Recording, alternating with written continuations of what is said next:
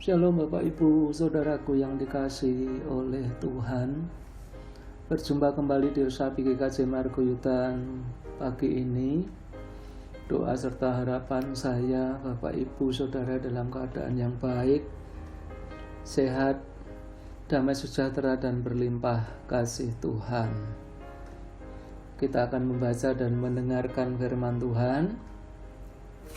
Namun sebelumnya mari kita mempersiapkan hati di dalam doa. Allah Bapa Surgawi, Bapa yang kami puji dan sembah dalam nama Yesus Kristus. Sungguh kami bersyukur pagi ini karena Bapa telah sertai di sepanjang malam kami. Dan pagi ini kami boleh menikmati anugerah-Mu yang sungguh luar biasa. Kami rindu untuk menerima pengajaran-Mu mulai firman yang sebentar lagi akan kami baca dan kami renungkan. Pimpin kami Tuhan, agar kami boleh mengerti dan taat akan kehendak-Mu. Di dalam Kristus Tuhan kami berdoa. Amin. Firman Tuhan pada pagi hari ini saya ambil dari Roma 6 ayat 9 hingga 12. Dilanjutkan dengan Ayub 20 ayat yang ke-12. Karena kita tahu bahwa Kristus sesudah Ia bangkit dari antara orang mati, tidak mati lagi, mau tidak berkuasa lagi atas dia. Sebab kematiannya adalah kematian terhadap dosa, satu kali dan untuk selama-lamanya. Dan kehidupannya adalah kehidupan bagi Allah. Demikianlah hendaknya kamu memandangnya, bahwa kamu telah mati bagi dosa, tetapi kamu hidup bagi Allah dalam Kristus Yesus. Sebab itu, hendaklah dosa jangan berkuasa lagi di dalam tubuhmu yang fana, supaya kamu jangan lagi menuruti keinginannya. Ayat 20 ayat 12. Sungguh pun kejahatan manis rasanya di dalam mulutnya, sekalipun ia menyembunyikannya di bawah lidahnya. Demikian Bapak Ibu Saudara yang terkasih, firman Tuhan pada pagi ini. Berbahagialah orang yang mendengarkan firman Tuhan serta melakukannya di dalam setiap kehidupannya. Dan tema pada pagi hari ini adalah manis rasanya. Nah, Bapak Ibu Saudara terkasih di dalam Tuhan, gula memang manis rasanya. Minum teh hangat di waktu pagi tanpa gula terasa tidak nikmat dan tidak afdol. Demikian juga dengan kue. Kalau kita membuatnya tanpa diberi gula, ya tentu rasanya menjadi tidak lezat, tidak enak. Namun jangan kemudian salah dalam menggunakan gula. Bisa jadi masalah yang besar buat kesehatan kita apabila kita berlebihan dalam mengkonsumsi gula.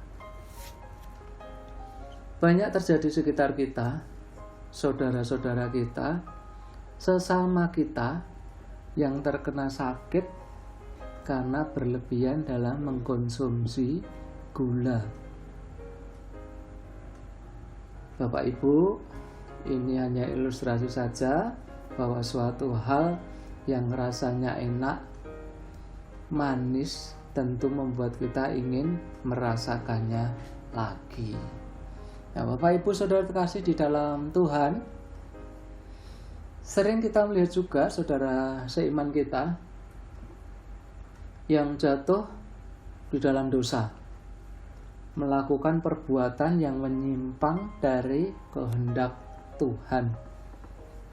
Ya, dosa tidak pernah memandang siapa, jabatannya apa, karena dosa yang menggoda kita bentuknya bermacam-macam. Namun rasanya dosa itu seperti gula dan manis. Sehingga begitu merasakan dosa yang rasanya manis, enak, kemudian akan muncul keinginan untuk mencoba dan mencoba lagi merasakannya.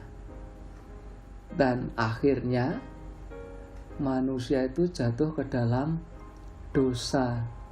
Dan kalau sudah jatuh di dalam dosa, artinya bahwa manusia itu menjadi hamba dosa.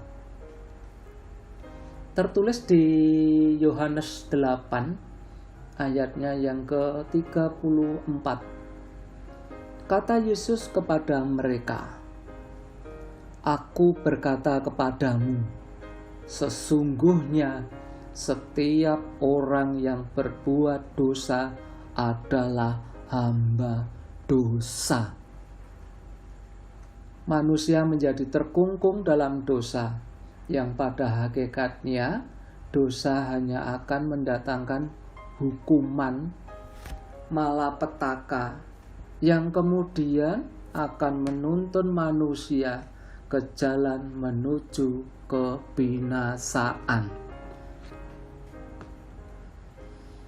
Ya, walaupun manusia mengerti bahwa dosa mendatangkan hukuman dan malapetaka, namun banyak yang tetap melakukannya dengan hidup yang menyimpang dari kehendak Tuhan.